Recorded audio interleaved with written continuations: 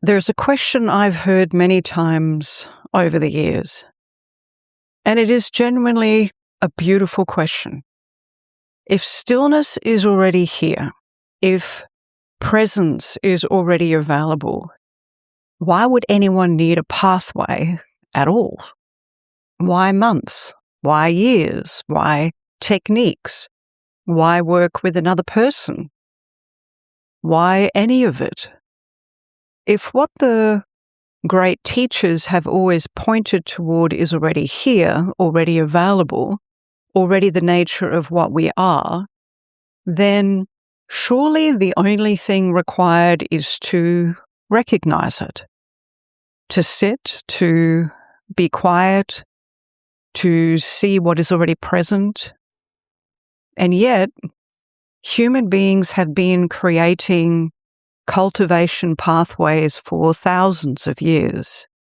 Meditation, Zen, yoga, Qigong, the monasteries, the retreats, the teachers and the disciples, and the years of practice. If everything is already here, why all of this? Why across every culture and every era have human beings felt the need to develop something rather than simply rest in what is already present? I spent many years sitting in that question, because if stillness was simply a matter of hearing that it was already available, surely something would have shifted for humanity by now. Surely the great teachers would have said, here it is, and that would have been sufficient. And yet, it wasn't sufficient. And it still isn't. Something else is required. A newborn child already contains everything required to be an adult. Every cell, every capacity, every possibility of what life will eventually express. And yet, development still occurs, years of it, decades. The child does not become an adult by being told that adulthood is already present within them. The oak tree already exists within the acorn. Everything the tree will become is already there. The height, the breadth, the rings of growth that will accumulate across a century.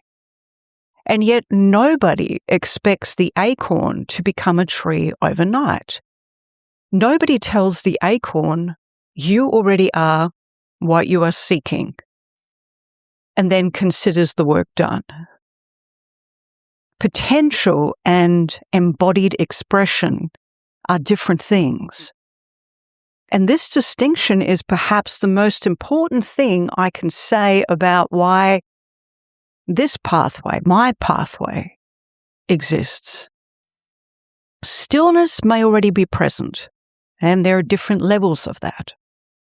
And as the ground of what we are, and as what remains when everything else quietens. And the human system, the body, the mind, the energetic system, the layers of self, the perceptual capacity, the way that we actually meet life moment to moment, may not yet be capable of expressing that stillness consistently in our reality in every moment. And those are two completely different things. And the body and the whole system holds what it has lived in structure, in the way it has learnt to brace and accommodate across the years of a life. And it's in the tension that it has become so familiar, it is no longer recognized as tension or as a restriction or a holding. And it's also in the holding that has been there for so long, it feels like self. And the emotional system moves according to its own organization. There are old patterns that activate, there are old responses that arise. And it's not because we choose them. It's because the system has learned them, has been shaped by them across years of experience that left their mark in the layers and in the system of what we are. Perception itself is organized. We see according to what our system is currently capable of seeing. We feel according to what is currently capable of feeling. So the horizon of our perception is determined by the current state of our development. And so although stillness may always be present, our capacity to consistently express it through every aspect of ourselves develops over time. That is why the pathway exists. And it's not because stillness needs to be created, but because every layer of the human system gradually learns to participate in it. It gradually releases what has been held in the way of it, and it gradually becomes capable of expressing what was always available but previously obscured. So when what became peiec, this work, began arriving technique by technique through direct live teaching in the moment of working with students, it wasn't arriving to create stillness. It was arriving to develop the human system that expresses it. And that distinction changes everything about how this pathway is understood. And so most approaches to human development ask, how can we change the experience? How do we create more peace, more presence, more stillness in a daily life? And so peiec asks a different question. What is the condition of the system having the experience? Because if the system itself changes, if the layers that have been holding what they have held for years gradually release and reorganize, if the structure through which life is experienced genuinely reorganizes, then the experience of life changes as a natural consequence.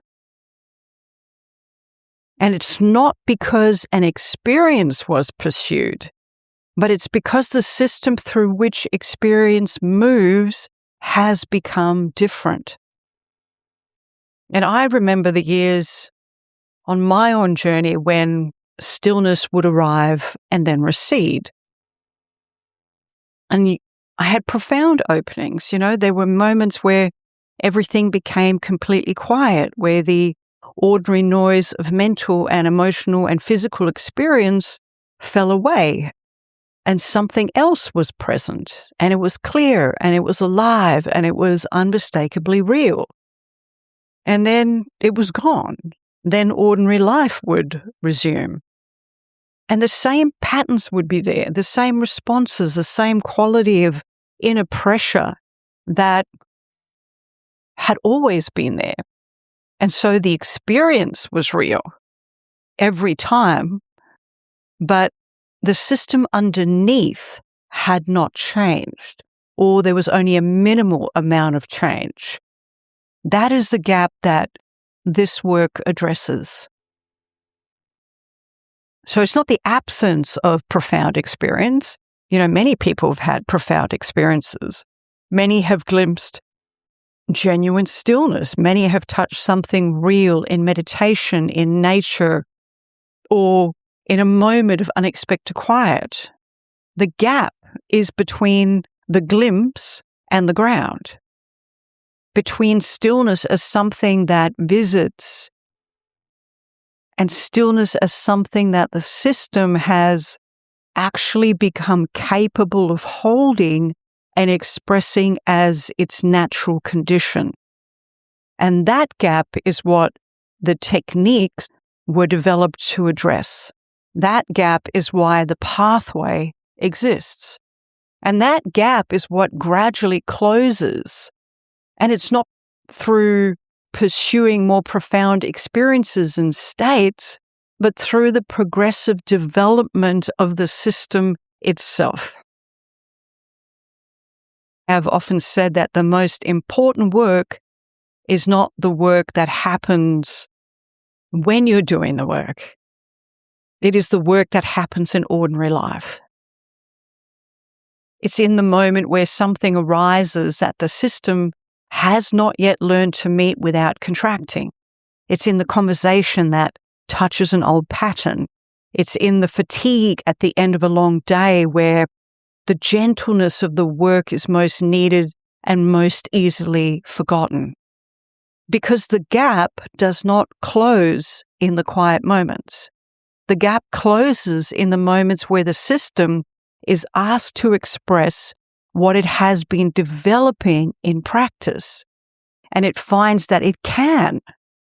It finds that something that would previously have produced a particular response now moves through differently.